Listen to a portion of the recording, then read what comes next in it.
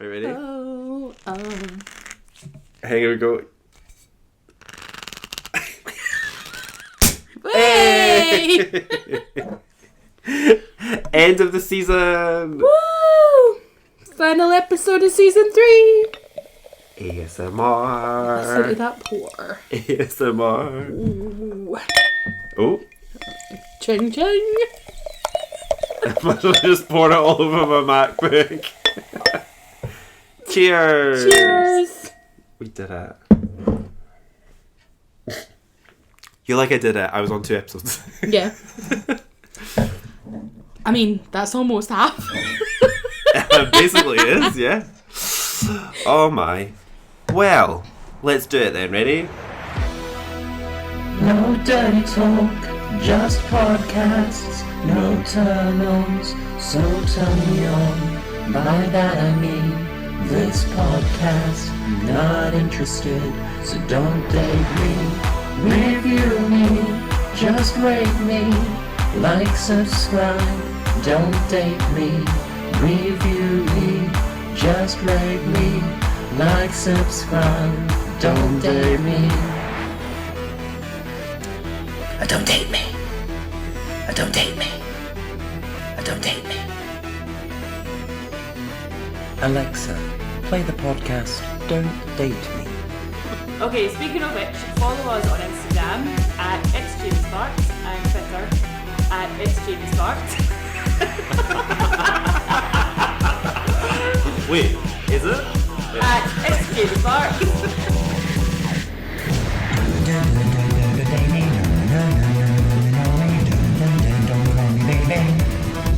Don't date me. Don't date me. Don't date me. Well, you're listening to Don't Date Me, a podcast from Scotland where a certain number of adults discuss dating each week. Follow us on Apple Podcasts, Spotify, or wherever you listen to podcasts so you don't miss future episodes. I'm Jamie, a 37-year-old, 6'4", bisexual man and closeted Christian, and I am super full up and I'm feeling anxious after watching horror movies. And I'm Caitlin. I'm 27 years old. I am very single, so I am the best person for this particular episode. And unlike Jamie, I'm not very happy because when we ordered food earlier, they forgot half of my dinner, which was excellent. I offered you some of my truffle fries. Yeah, they weren't. I wasn't a fan, to be fair. They're not for you. Not but for hey-o. me. Well, we're here. We've made it. We're at the end of season 3 again. Slightly tipsy. Slightly tipsy. This is kind of like a throwback to one of the early episodes that me and Sarah did. We did one of the mini episodes where was it one of the mini episodes or full length episode? We basically ate Monster Munch for dinner and then tanned bottles of wine and then recorded the podcast and we were steaming. So this is like a throwback Good to vibe. that. But shout out to everybody that's listened so far. You would have seen on the socials, we posted some of our kind of stats from the Spotify rap thing, which is quite good. So thanks for everyone that listens. And it was nice to see that our podcast is the top of some people's podcasts that they listen to, which is cool. Podcast goals. Yeah, podcast goals. And thank you as well for your reviews on Apple podcast as well. It's always appreciated, so keep it coming, and if you've reviewed us on one platform, do it on the others because it helps people find the podcast. So thanks. And also just shout out to everyone that's been on the podcast so far, all my friends. So Caitlin, thank you so much for agreeing to do it Anytime. It's been a unexpected and fun journey, and it was as I've said previous times before, like, it was never my plan to start this podcast. It was actually Sarah's idea. This is her podcast. She's not even on it anymore because she's too busy.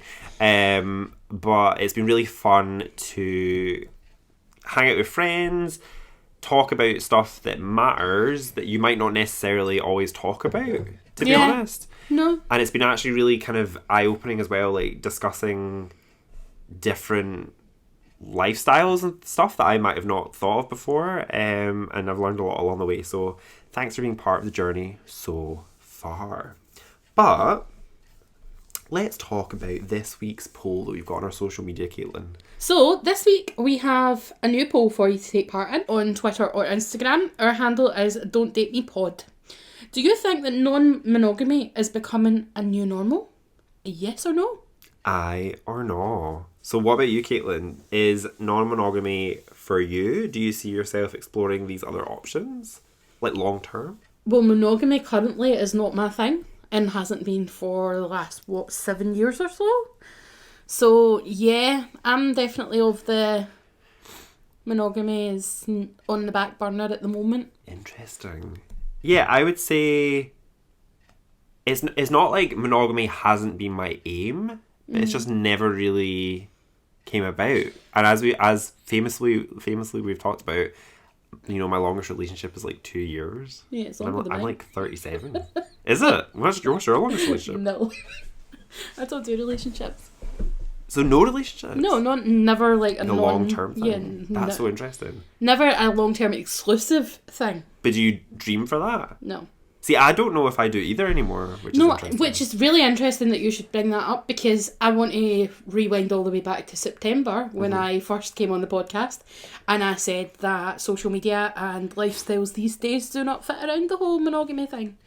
Because how many people do I know personally Yeah. who social media has taken a large part of their relationship breakdown?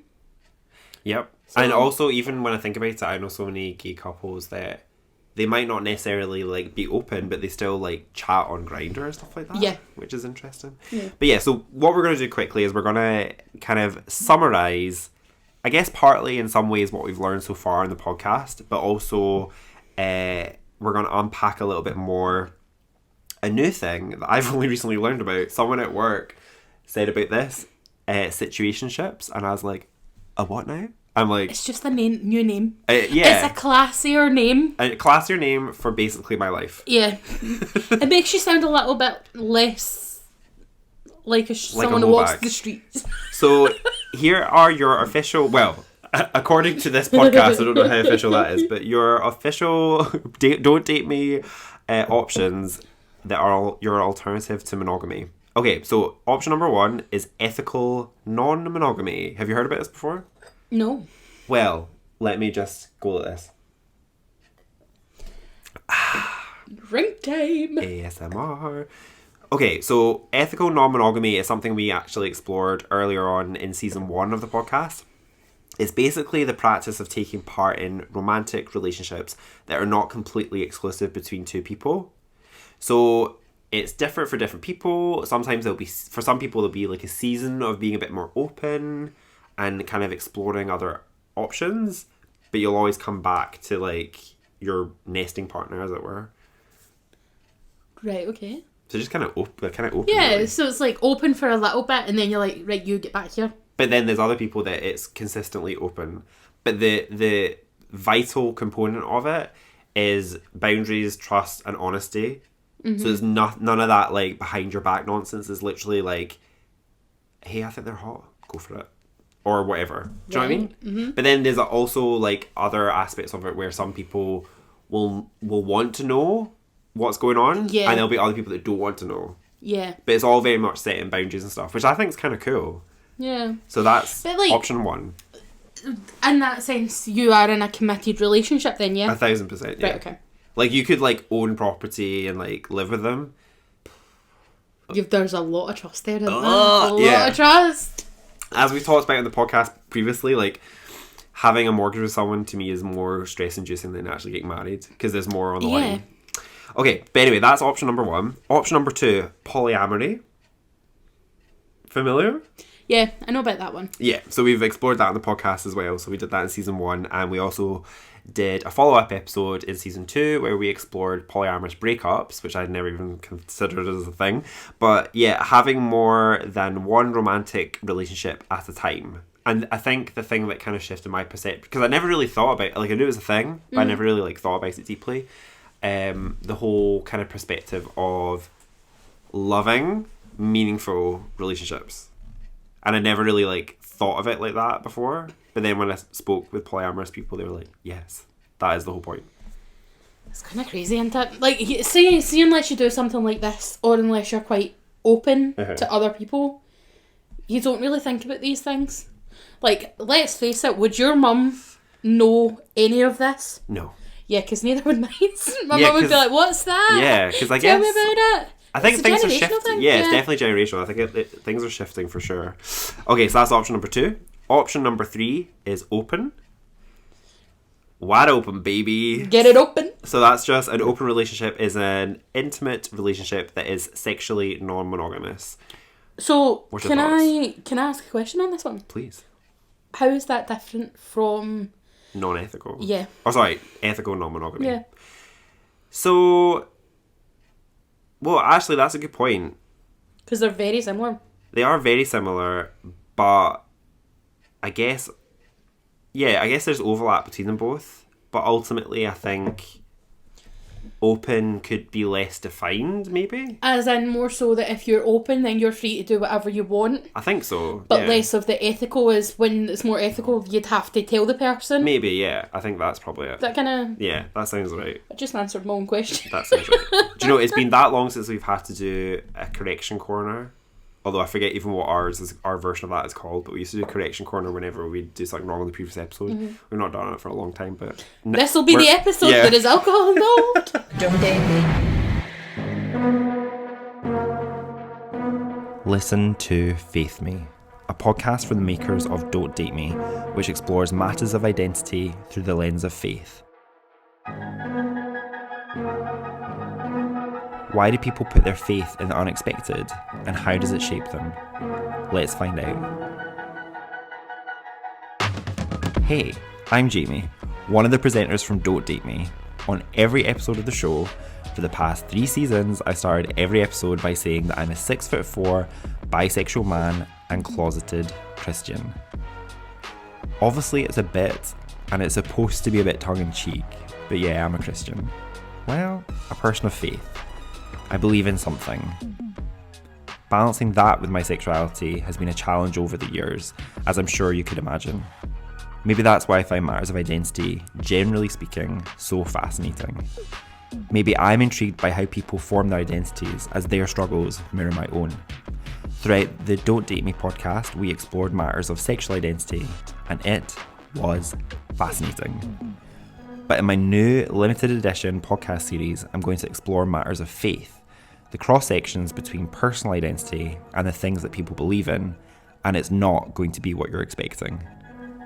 Follow on Apple Podcasts, Spotify, or wherever you listen to podcasts, so you don't miss future episodes. Don't date me.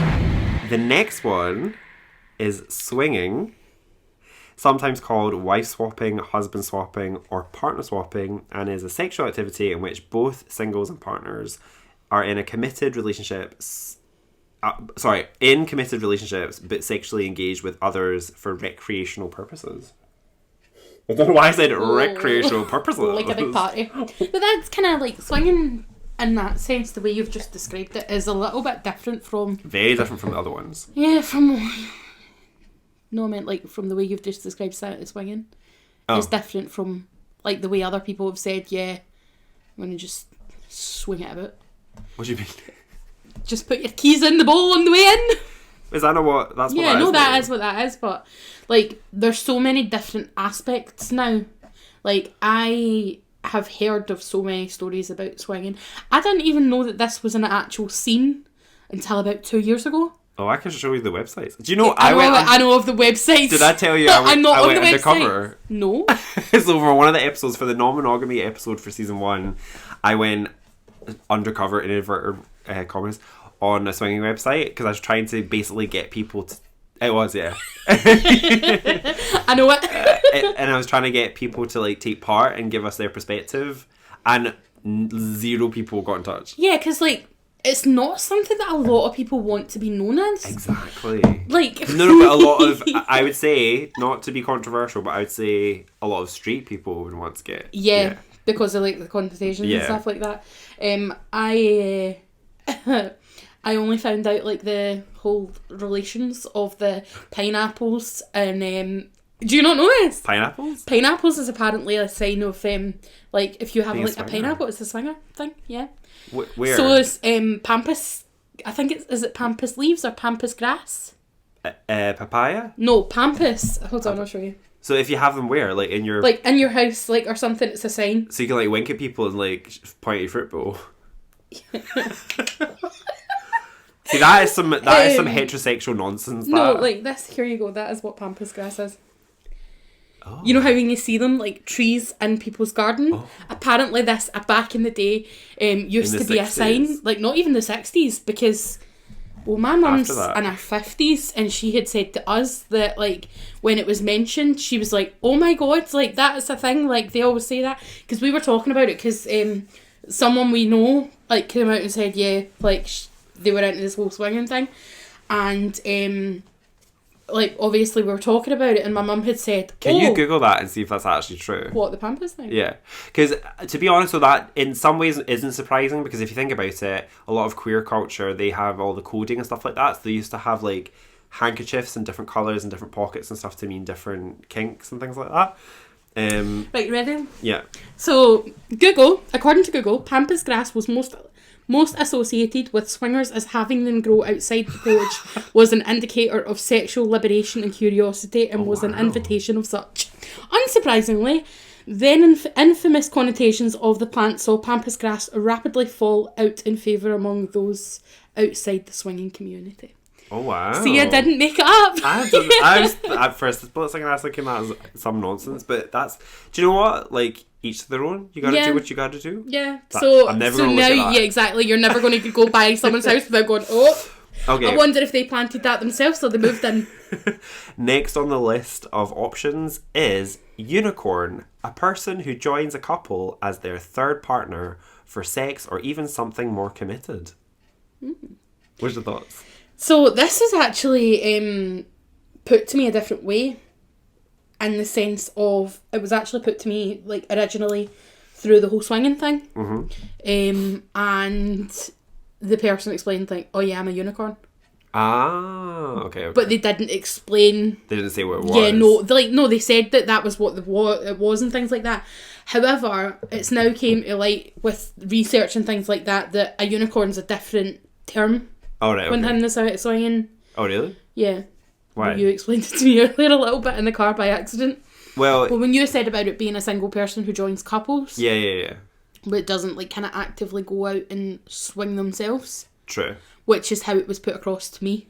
Oh. But And then I- again, maybe it's yeah. different for different people. Maybe it is, and maybe it's just a terminology because of how that person's seen. For sure. Yeah, the whole thing.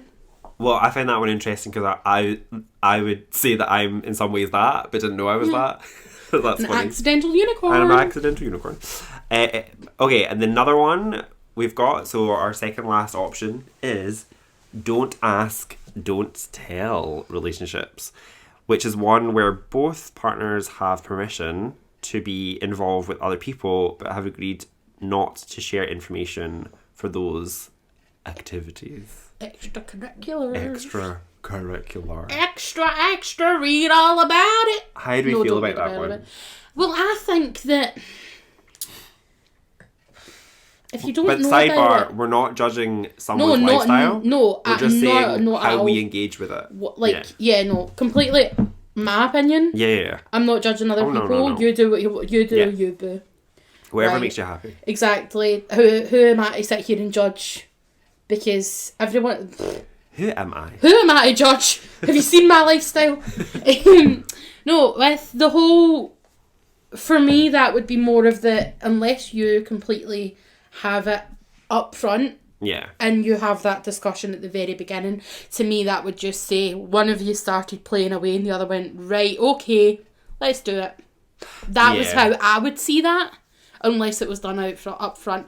Because in the other senses, that could be put through as non-ethical. Well, Or ethical, sorry. Yeah, this is the thing. Like, I think this one, I'm totally down there and like, yeah, go you guys. As long as it's the permission part. Yeah. As long as that permission's there, then that's fine. Yeah, because it's almost like you're lying. Yeah. And you're having to make up excuses and say, Yeah. oh yeah, I'm working late tonight. But in actual fact, But if you're they've got working if they've naked. got permission, but they just don't need to go into details. Yeah, exactly. Which I find interesting because, like, I think there's only been a few times where I found myself in a kind of polyamorous situation, and it kind of turned me on, the idea of them being with other people. Yeah. Yeah, because So then I you find get... it- No, hang on. Because I'm like, agree. and then I'm like, and then what do you do? Yeah. Do you know what I mean? Like, so I kind of don't. I would never engage with that one. That one's not for me. Yeah. Or do you think could you do that one? Come to the next question. Okay. Right, come to the next on the list, and then I'll tell you why. Right. Okay. So the last one on our list of options is situationship, which, as I found out, is a romantic or sexual relationship that is not considered to be formal or established. Also known as friends with benefits. True. Yeah.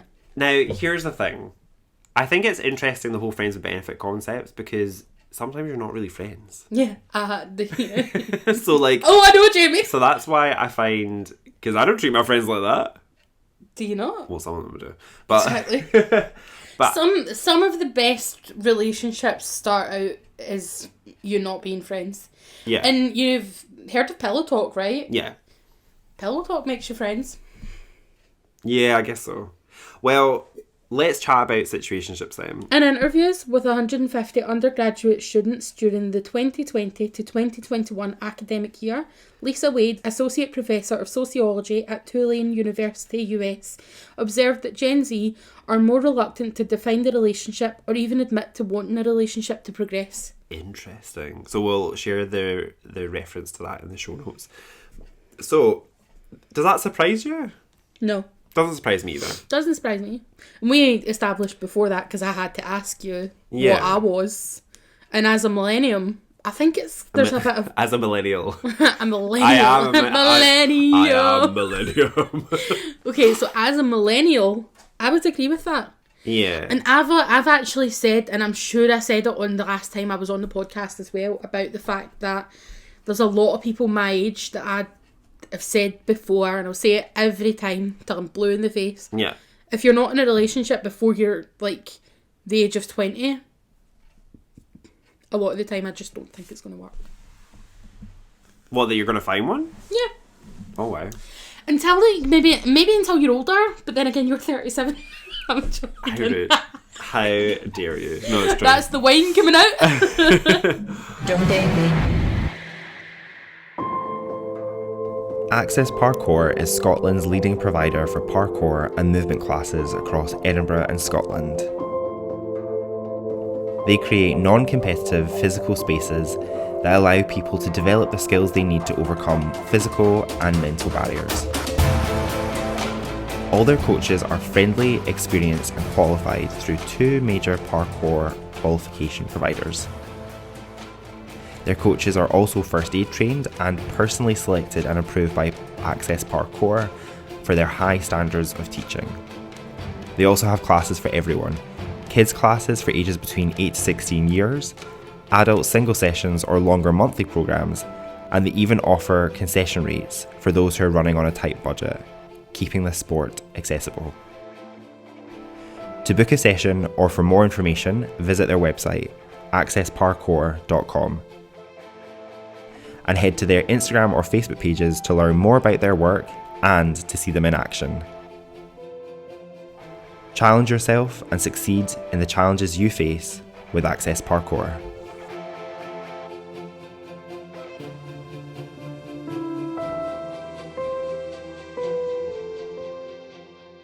Don't date me. So when researching this episode, we found an article by Anna Madreas Miller and Perry. Oh, Blumberg. Just making sure I said it right. Blumberg on women's health that outlines the pros and cons of situationships. And we'll be popping a wee reference in the show notes. So, what's the pros? Pros. It's an opportunity for self-growth. Now, I have to 100% wholeheartedly agree with this. In what Right. way?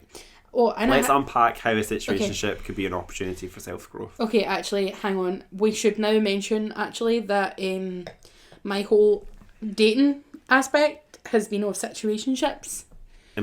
So, yeah, I'm kind of the best person to Discuss be in this and Yeah. discuss the whole situationships thing. Cons, I spent... Cons? Pros, sorry. Ignore me. This is the wine. Pros even. I'm all for the pro. Right, so for pros, I spent years thinking to myself that I need to be one type of way or one type of person in order to make a man happy. Oh no. Then I got to the stage where I was like, no. This is for me. Yeah. This is what I want. It's what I need. I don't need no one else telling me what I do and do not need. That was personal growth. Yeah. Right? And if I had someone breathing down my neck saying, oh, we need to do this or we should do that, that wouldn't have worked for me. Yeah, it would have at the time, but I wouldn't be the person I am now. I would agree, because I would say, like... You can't grow in a relationship the way that you can when you're not in a relationship. I would say, like, for my rebound from the most recent relationship that was not the greatest for me, you know, the best sex of my life, first of all, but also it was at the right time with someone that I trusted, and you know, we had a nice situationship, and it was good, and I didn't want a relationship, and it you know, I could work on myself whilst also getting some intimacy with someone, but without all the kind of relationship baggage, because I was dealing with my own stuff. Exactly. So yeah, which I could say that. Situationships are perfect for that, because as you say, it does give you that opportunity to grow yourself and have that on the back burner and not have to worry about satisfying those needs. Which kind of brings on to the next point. Yeah, what the next pro is individuals having the freedom to make decisions and explore their passions separate from another person. Which sounds amazing. And to be honest, I think even if I end up in a relationship with someone, I need to have a very separate... I'm the same. ...life in some ways. I feel as if now I'm too... self-reliant? No, not self-reliant. Too... I've lived on my own too long. Yep. Right? And I feel as if I'm too independent. And I get to the stage when I'm around someone or I'm with someone or like someone lives with me or whatever, I get to a stage where I feel claustrophobic. Yeah. And I need my own space. I get that. Like, can I mention celebrities right now? Sure. Right. I know they're not together anymore, but the perfect marriage and relationship thing for me was Helena Bonham Carter and Tim Burton. Yeah. They had houses next door to each other. Ideal. Exactly. Ideal. Like, come over, give me what I need, what I want, and then get to. Exactly. I like being a starfish in the bed. Hell yeah. What's next? Yeah. A situationship hold on, hang on. Yeah, no, that is the right one. A situationship allows for intimacy without commitment. Which sounds divine. Yeah. Which it is though. Yeah. Because, as we've just said, you can have that intimacy, and then when you need that space on your own, you're like, okay, bye now. Sidebar, would you say that a situationship is healthier than a one-night stand? 100%. I would agree. If done correctly. Yeah. As long as you both are on the same page. Yeah, exactly. And there's no no expectations on either side. Yeah. You both know exactly what you want. Yeah. That you both know that this isn't going to progress to anything else. And if one of you starts to feel that way, take a break, shut it down, whatever. And if one of you professes that they don't Love want you. that, but then they are doing behaviours that indicate they do want that, that's problematic. And that's known as a red flag. Yeah. Red flags! Just from personal experience. What's next? Situationships can be convenient for people for certain chapters in people's lives. What's your thoughts? 100% agreed. I agree. Yeah, because they always say, like, my parents have always said, when you're young, that's your time to be free, do what you want, figure out who you are for yourself and stuff like that. And if you are in a situationship, you have that ability to do that because you're not relying on anyone else. You don't have to turn around and say, oh, I'm going to go do this, or oh, I'm going to go do that. Yep. You're not answering to anyone other than yourself. Like, for me, I have witnessed so many different relationship types, and I think it's other people's relationships that's put me off relationships. Exactly, yeah. In fact, because that's the thing, when me and Sarah started this podcast, we reflected on the fact that a lot of our friends who were married 5 or 6 years ago and would always say to us, oh, we're so jealous, like, you get to both live your life and do your thing. They're now not married anymore. It happens a lot. Like, I've seen a lot of times as well where people got in relationships really young. They were together for, like, years and stuff like that, and then some of them are turning around. Now, bearing in mind, I said at the start of the podcast as well, I'm 27. Like, in the time in which I've fit a lot into that time, right? Like, a lot of partying. A lot of partying, a lot of different things and stuff like that. Whereas these people have been with one person. They don't know who they are as one individual. They don't know. They only know themselves as a couple. Some of them. Yeah, a lot of people, like the people that I know of, is what I mean. But those people don't know how to be alone.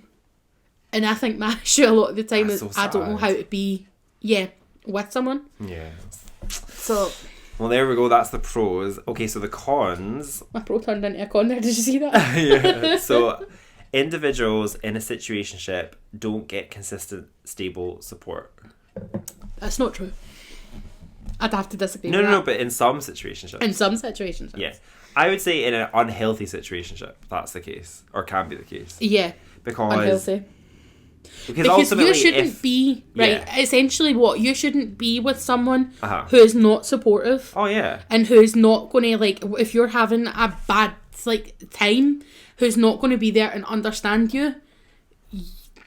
You're being used. Yeah, exactly. Right? Exactly. That's not a two-way street. You're being used, and from someone who's been in that situation, that's not how it should be working. Yeah. So I would say... Did the pro just become a con? No, it was a con. No, that was a con. Sorry. That was a con. No, I would say... Yeah, so I would say, like, as long as you were clear with setting expectations and boundaries and stuff, this one shouldn't be a thing. Mm-hmm. But it is a thing if you're not doing it right, to be honest. Okay, next con would be you're making yourself emotionally vulnerable. No, not necessarily. I think... that's a weird one. I think maybe the first time, if you do it more than once, right? The first time you kind of open yourself up to be emotionally vulnerable because you're in a different situation. You're in something that you've not experienced before. And you're kind of trying to navigate that experience. And sometimes, a lot of the time, people think... oh, this is going to become something, right? And it's not, because one of you doesn't want that. One of you simply wants what they want. I would say you're emotionally vulnerable as much as you make yourself. Like, I think it's super unhealthy if someone's not at the point where they're, like, conscious in how vulnerable they're making themselves. But, like, reflecting on my situationship a wee while back, where... to me, it was just a situationship, but then they were doing the boyfriend crumbs and being all like acting like it was going to be a thing. And you're like, wait, hang on a second. And everyone in my life was like, no, that's indicative of that he's wanting more kind of thing. And even like jealous behaviours and stuff like that, like you get jealous. Oh yeah. But then it was not. It was just a situationship kind of thing to them. Yeah. So. Yeah, once bitten, twice as shy. So I think I'd be a lot more wary about situationships in the future. But that's only after having that experience. Would you do it again?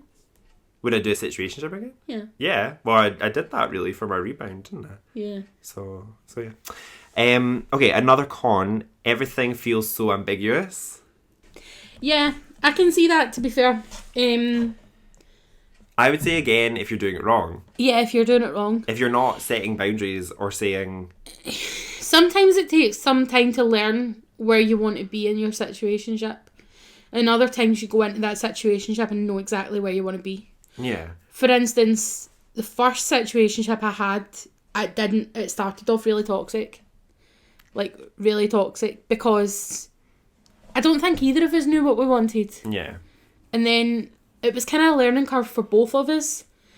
And it took us a very long time to get to where we needed to be. Like, abnormally long. And I... wholeheartedly How now... long did this last one? Like months? 5 years. Wait, that's longer than some people's relationships. I know. That's crazy. Yeah. So... In some ways that is kind of a relationship. Yeah. But there was a lot of toxicity in that, to the stage where it took us 4.5 to actually get on the same page. Mm-hmm. And things really changed. And then... No, sorry, 3.5 years. Things really changed and it became more of a two-way street because it was always one-sided. Well, that brings us to the last con of there can be conflict. Yeah, a lot of conflict. If you're not, like, going... How old were you, though? When it started, 21. Yes, that's really young. Yeah. You're a wee baby. But now, like, the knowledge I know. is key, and experience is key. For sure. And, like, as I said... Would you do it again? I'm doing it again. With the same person? No, a completely Oh, God. different person. Yeah, but no, the difference is, like, I've found the easiest way to be in a situationship with someone is when neither of you know each other's friends. Yeah, I agree. Because Oh, if- yeah, actually, no, 1,000% agree. Yeah, I don't think that situationships should happen if there is other involvement on both sides, and there's one person saying, oh, this person's saying this about you, and they're really into it, and this, that, and the next thing, because things start to change. Because and you shouldn't really care. You It should, no, it you should be more shouldn't care, casual but you've than also got people saying to you, he likes you, he wants to be more, and this, that, and the next thing, and then you've got him telling you, no, that's not true, and it's like, well, he's told me this, that, and the next thing. all the conflict. It's so much conflict, and it's so unnecessary that 100% the best place to be in a situationship is when you don't know other people involved in the situationship. Well, if you find yourself in a relationship and you're not sure what the status is, we found a fun BuzzFeed quiz which we'll share on our socials that you could do to kind of show you where your relationship status is. Do you want to hear mine? Yeah, what was yours? Really funny. Because I took the quiz right at the start when obviously you said about it, Jamie. Mine's came up with hooking up. Oh. You're into each other enough to have mess around, but there isn't any friendship or feelings attached. It is just is what it is. It is what it Which is. I would 100% say is exactly what the situationship I am in is. But I would say, generally speaking, You never get it right the first time. yeah, clearly you never get it right the first time in terms of situationships, and there's a bit of trial and error. But I But then think again, you could say that with everything on that Yeah. list.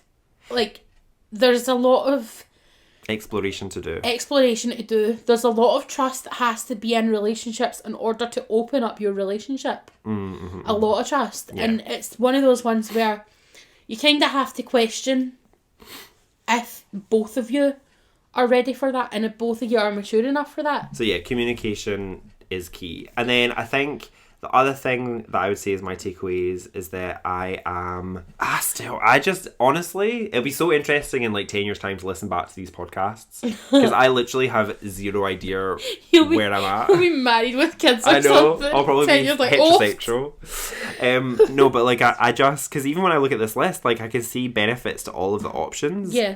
But for me, it's literally, it will be depend on who I'm with, Yeah. to be Oh honest. yeah, no, 100%. Like, There's nothing hotter than seeing a couple that are into each other make out, though. Just saying. Unicorn, I'd have to disagree unicorn with that. forever. Really? I would have to disagree with that. Yeah, I just think it's I so love cringy. Oh no, I love it. It's great. So, we would like to know what your thoughts are on situationships. Are you in one? Would you ever explore that kind of relationship? Drop us a WhatsApp voice note or send us a message by hitting the contact button on our Instagram. Instagram.com/don'tdatemepod. And as always, if you have any dating horror stories, need some advice, or really want to share an opinion, then email it to don'tdatemepod@itsjamiesparks.com. So that's us for season 3 of Don't Date Me. We will be back in the new year with more episodes. In the meantime, why not go back and listen to some previous episodes that you might have missed? There's 3 whole seasons to go back and listen to. And also all the mini episodes as I well. should really catch up, shouldn't I? Hell yeah. And also don't forget to review us as well. It helps people find the show. So as we say in the same way every single week, Get your keys in the bowl, get the pampas grass at the door, get your knickers down and have a ball. And no, don't date me. and don't date me. Hey, thank you for listening. The Don't Date Me podcast is created by Jamie Sparks Productions. If you enjoyed it, follow our show and rate it 5 stars on Apple Podcasts or wherever you're listening. You can rate us each time you listen to an episode. Pure date, as it helps people find our show.